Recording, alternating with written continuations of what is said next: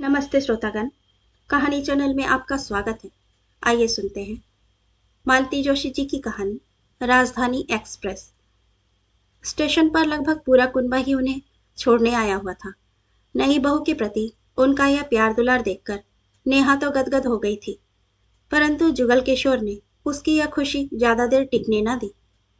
दर्जन भर प्लेटफॉर्म टिकटों के पैसे चुकाते हुए वह खींच कर बोला था, सब साले राजधानी एक्सप्रेस देखने आए हैं। अरे ट्रेन जैसी ट्रेन है, उसमें कोई पर लगे हैं, बॉटम कहीं के।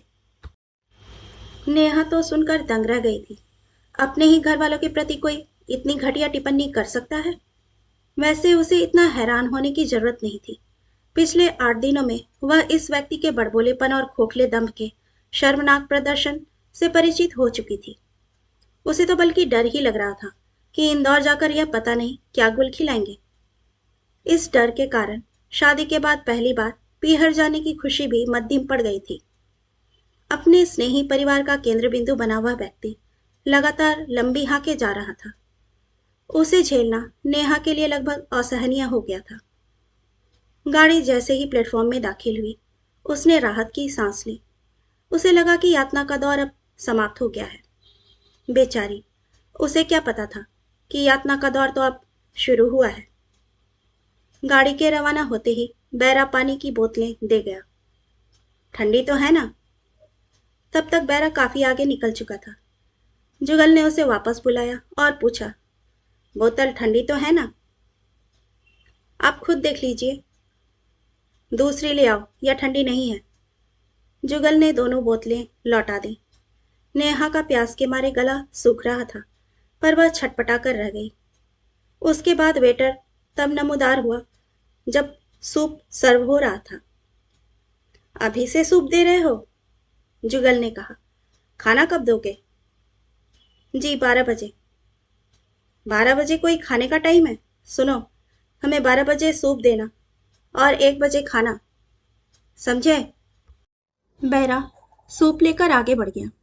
2 बार याद दिलाने पर पानी की बोतलें आई।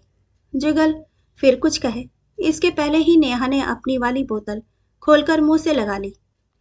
प्यास तो खैर लगी ही थी, पर वह जुगल को दोबारा बैरे से उलझने का मौका नहीं देना चाहती थी। जिस समय सबके लिए खाना सर्व हो गया था, जुगल ने अपने लिए सूप मंगवाया। सूप में डालने के लिए एक्स्ट्रा काली मिर्च का पाउडर मंगवाया। बैरा बेचारा पहले तो ब्लैक पेपर की जगह पेपर ही ले आया। उसे दोबारा दौड़ाया गया। दुर्भाग्य से उन लोगों को साइड बर्थ मिली हुई थी, जिसके लिए गाड़ी में घुसते ही जुगल ने एजेंट को धुआंधार गालियां दे डाली थी। साइड बर्थ होने के कारण प्राइवेसी वैसे ही नहीं थी, फिर इस तरह की शोबाजी के कारण आसपास बैठे लोगों की नजरें बार बार इसी ओर उठ रही थी। नेहा संकोच से गड़ी जा रही थी। सबको खाना सर्व होता देख नेहा को भी भूख लगाई थी। सुबह संकोच के मारे ठीक से नाश्ता भी नहीं कर पाई थी। 1-2 बार दबी जबान से उसने पति से कहा भी था, पर बुरी तरह झिड़क दी गई। एकदम रुआसी हो आई थी वह। जब सबका खाना समेटा जा चुका तो जुगल ने बैरे को ऑर्डर दिया, हमारा खाना लगाओ। और उसके बाद जुगल ने एक अप्रत्याशित कदम उठाया।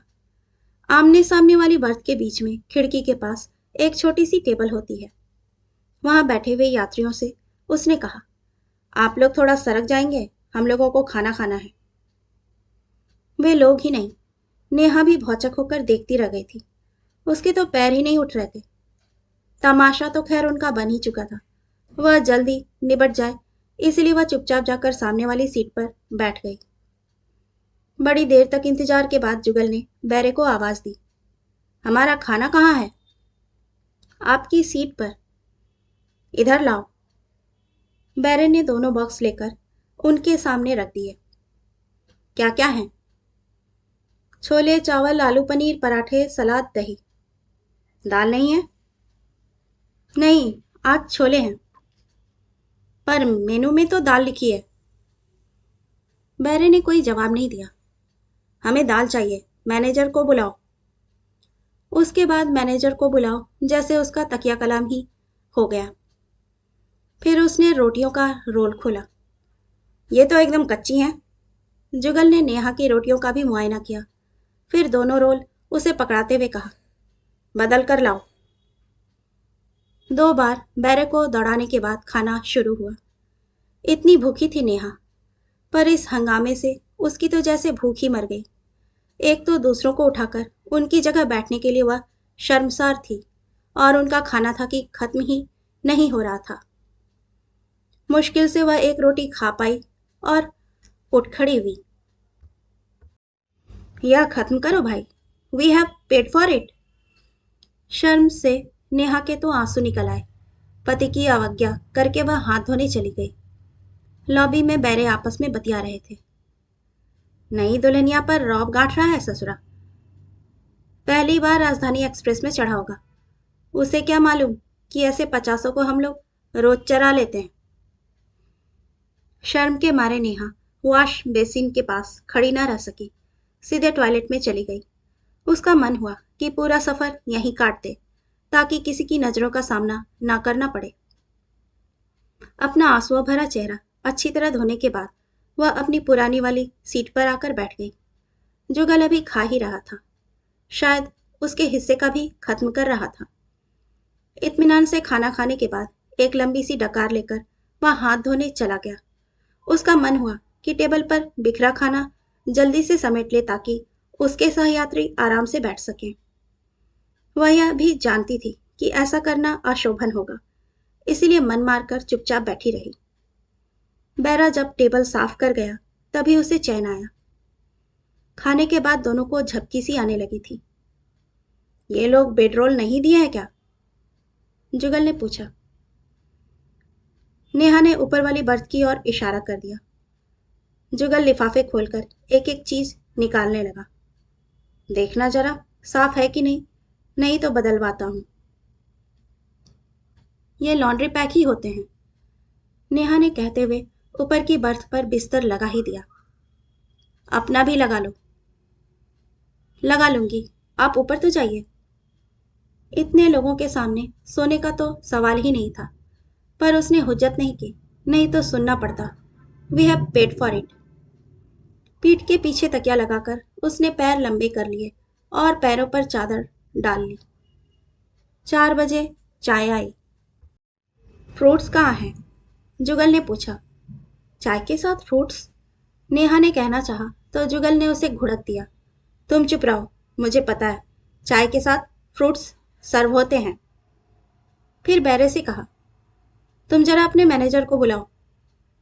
थोड़ी देर बाद बैरा दो बोल दे गया, जिनमें सेव की व केले की फांके थी और थोड़े अंगूर थे। जुगल ने एक अंगूर मुंह में डाला और विजयी मुद्रा में नेहा की ओर देखा। तभी एक स्मार्ट सा आदमी उनके सामने आकर खड़ा हुआ। I am the manager, any complain sir? चाय के साथ फ्रूट्स क्यों नहीं सर्व किए गए? किए तो हैं, उसने बोल की ओर इशारा किया। वह तो रिमाइंड करने के बाद आए हैं। वो बात यह है सर कि फ्रूट्स हम सिर्फ AC1 वालों को सर्व करते हैं। नेहा को लगा कि धरती फट जाए और वह उसमें समा जाए, पर वह धरती पर कहाँ थी। वह तो राजधानी एक्सप्रेस की AC3 की बोगी में सफर कर रही थी, और मैनेजर ने बड़ी विनम्रता से उन्हें उनकी औकात बता दी थी। तो ये हम पर एहसान किया जा रहा है? जुगल फुफकार उठा। एहसान कैसा सर, आप तो हमारे मेहमान हैं।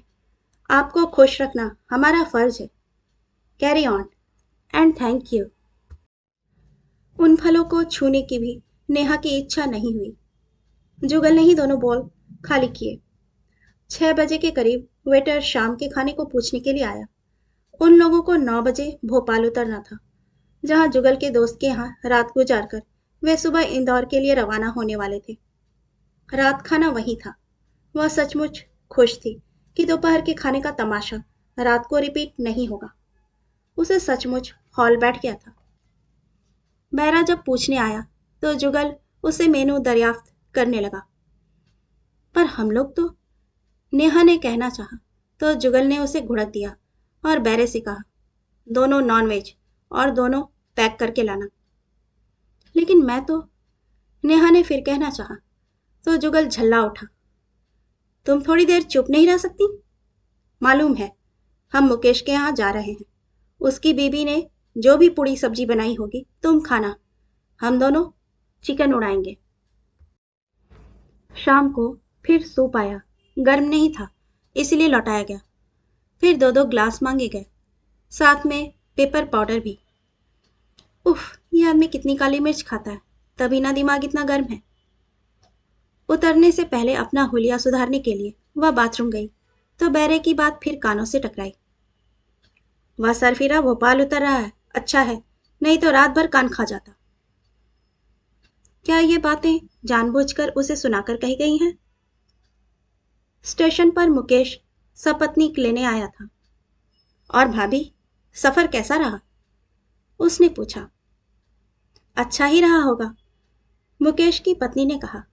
राजधानी एक्सप्रेस में आए हैं, सफर अच्छा ही रहा होगा। नेहा का मन हुआ कि कहे, यह सफर तो जैसे तैसे कट गया भैया, पर अभी तो पूरी जिंदगी पड़ी है, ऐसे हम सफर के साथ वह कैसे कटेगी? कहानी सुनने के लिए आपका धन्यवाद।